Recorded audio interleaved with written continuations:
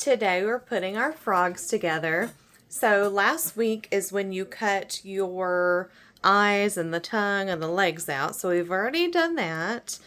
And this, I think most of you got all these together. There was a sticky back to attach to that, and that one had a sticky back to attach to this part, and then we'll hot glue this to our frog. I have a little pin because we were practicing placement. So we've got our tongue, we've got the feet. So for the front of our frog, you have your top piece. It's 4.5 inches. Your middle piece, that's 3. Your bottom piece is 3.5 inches.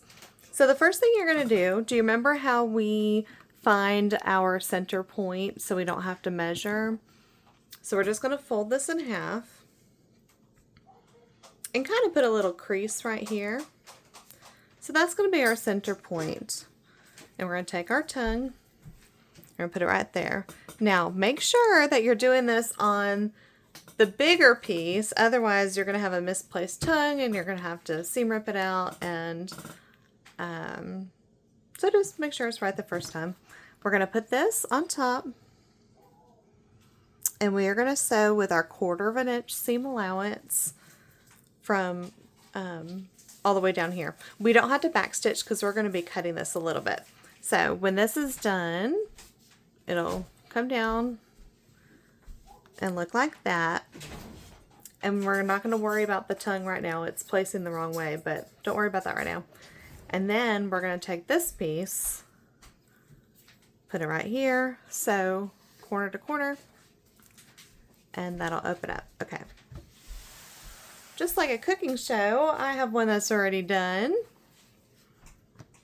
So we're going to iron the seams up. The reason we're doing that is so you can see the impression of the tongue, so it'll lay down. And I even took it one step further, and you don't have to, but I just sewed from the edge to the other edge of the tongue, just inside this little ditch right here, and I backstitched on both sides just to keep it down. Okay, so this piece is going to measure about 10 inches by 10 inches, and that is what we want. So we're going to have this piece, and I've already cut the other piece for you. This is also 10 inches by 10 inches. Okay, this is where the magic happens with cutting out this frog. What we're going to do is, and I would mark this just on your first time. So I'm going to turn this to the back side because it's a little bit easier to see.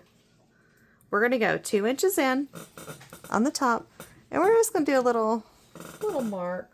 Of course my pen doesn't want to work. Let's see if is that visible? I don't know. I can see it, but I don't know if the camera can see it.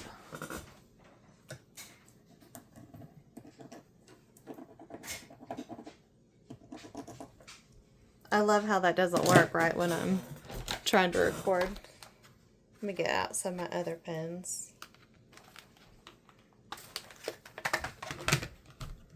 This'll work. Okay. That's 2 inches. That's 2 inches.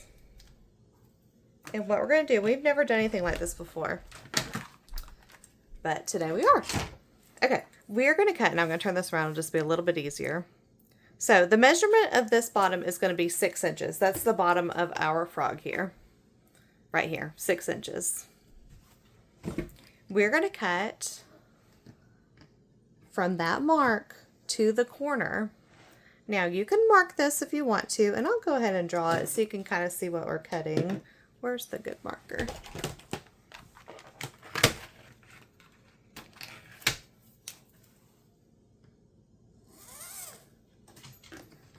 Okay, so that's the line that we're going to cut right there, and we're going to do that on both sides. So let me go ahead and do that so you can see what it looks like.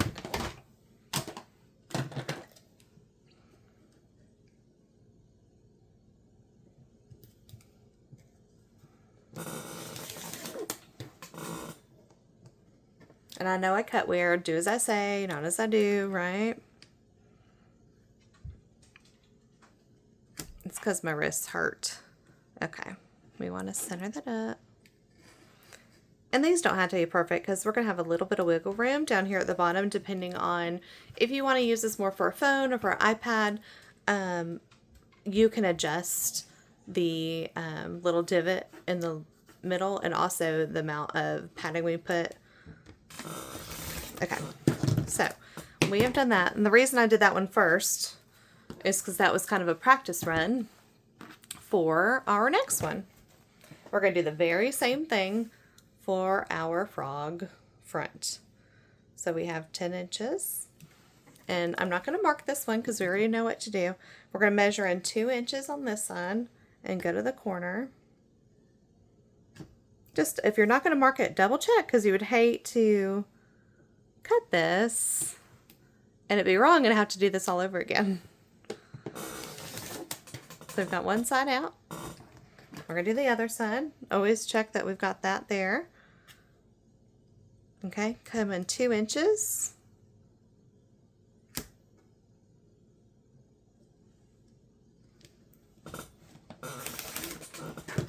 Okay, so now we have 2 matching pieces. We have the front and we have the back. And this is where it really comes together. So now you're going to go to your sewing machine and you are going to sew from top to bottom on just the 2 sides. We're not doing the top, we're not doing the bottom.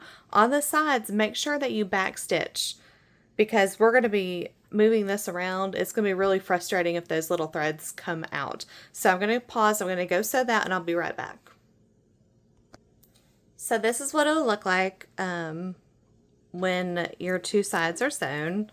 Like that, you should be able to open it, stick your arm through, make sure that you haven't sewn the edges together. So next week, what we're going to do is we're going to sew this shut on the top and make our little box corners, as you can see. And if you've seen these mobile foam cases before, they're normally very, very simple to make with just 2 stitches on the side and 2 stitches, one here and one in the front, and then the little gusset in the middle. This one has to overcomplicate itself a little bit because we need him to stand up flat like this and have a piece in the middle and the boxing on the back. So. But this one's a frog, so that's why we're doing all these steps. So you're done for today. This is all that we're doing, and we'll be back next week to finish it up.